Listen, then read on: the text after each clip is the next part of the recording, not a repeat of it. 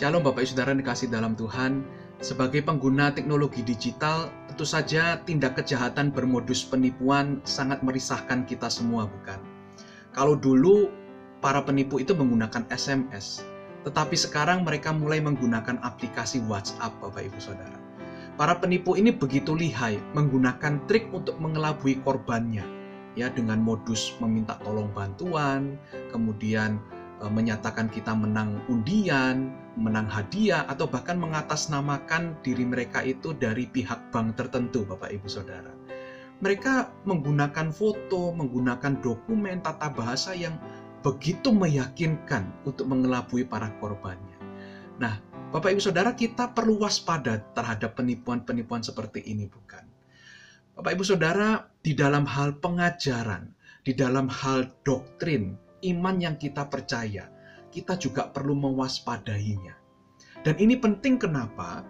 Karena Tuhan Yesus pun sudah memperingatkan para muridnya. Dia mengatakan di dalam Matius 7 ayat 15, waspadalah terhadap nabi-nabi palsu yang datang kepadamu dengan menyamar seperti domba, tetapi sesungguhnya mereka adalah serigala yang buas.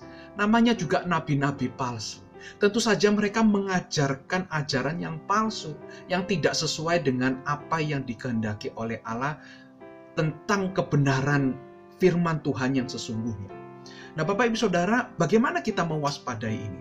Tentu saja kita perlu mengenali beberapa karakteristik daripada ajaran-ajaran yang menyimpang. Dan saya kesempatan ini membagikan ada 4 hal yang prinsip, Bapak Ibu Saudara. Bisa ditambahkan, tapi saya mau menyampaikan 4 hal ini. Yang pertama, karakteristik ajaran yang menyimpang itu adalah mereka mempercayai Alkitab plus.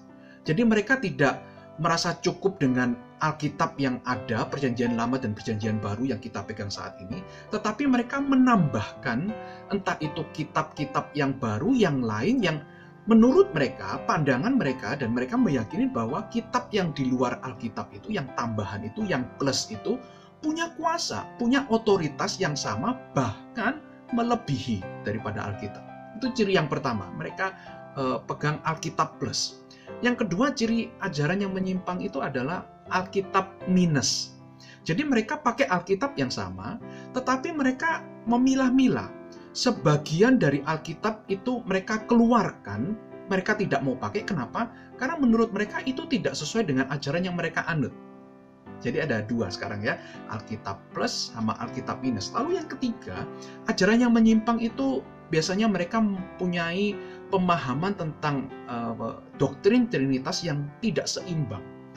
Jadi mereka memiliki pemahaman yang tersendiri, tidak sesuai dengan pemahaman yang apa diajarkan oleh Alkitab yang diturunkan oleh bapak-bapak gereja tentang pengakuan iman kita terhadap Allah Tritunggal. Ada yang menyatakan bahwa yang namanya Bapa, Anak, dan Roh Kudus itu sama semua, namanya semuanya ketiganya itu Yesus. Ada yang menekankan bahwa Allah Bapa itu yang paling tinggi, di bawahnya Allah Bapa itu Yesus Kristus. Jadi mereka mengatakan Yesus itu lebih rendah dari Bapa. Kemudian ada yang mengatakan Roh Kudus itu tidak berpribadi. Roh Kudus itu seperti kekuatan magis. Dalam taraf tertentu bahkan bisa disamakan dengan aliran listrik. Bisa dipakai, bisa tidak. Bisa di-on-kan, bisa di-off-kan. Jadi ajaran tentang masing-masing pribadi Allah Tritunggal itu tidak seimbang. Ini yang harus kita waspadai. Lalu yang keempat, Bapak Ibu Saudara.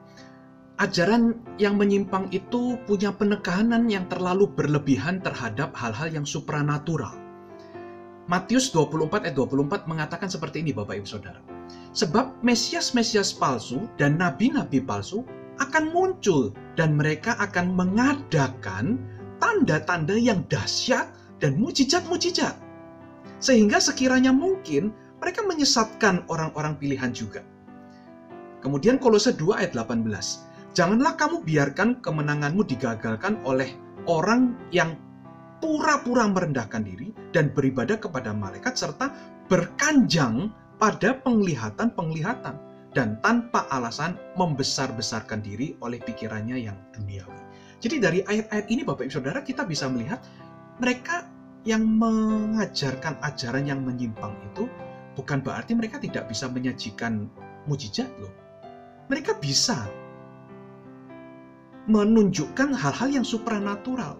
Mereka bisa mengklaim bahwa mereka menerima penglihatan-penglihatan secara khusus. Mereka mengklaim menerima ajaran-ajaran yang khusus langsung dari Tuhan Yesus. Nah, klaim-klaim yang supranatural seperti ini sangat berbahaya, Bapak Ibu Saudara. Membuat fondasi, landasan kebenaran itu menjadi bukan lagi di atas Alkitab, tapi di atas hal-hal yang supranatural itu. Otoritas penglihatan mereka lebih tinggi daripada Alkitab. Sehingga Bapak Saudara, ketika kita mewaspadai 4 hal ini, Bapak Saudara, Alkitab plus, Alkitab minus, ya, keseimbangan doktrin Trinitas, kemudian penekanan yang terlalu berlebihan pada hal supranatural, itu menjadi ciri-ciri, karakteristik daripada ajaran yang menyimpang. Kita perlu mewaspadai ajaran-ajaran yang begitu banyak meluas di dunia maya, di dunia internet ini, Bapak Ibu Saudara. Saya sendiri pun, Bapak Ibu Saudara, perlu mengawasi ajaran saya. Jangan telan mentah-mentah apa yang saya sampaikan. Bapak Ibu Saudara perlu mempelajari ulang Alkitab, Bapak Ibu Saudara. Bacalah buku-buku, bandingkan pengajaran-pengajaran si A, si B, si C.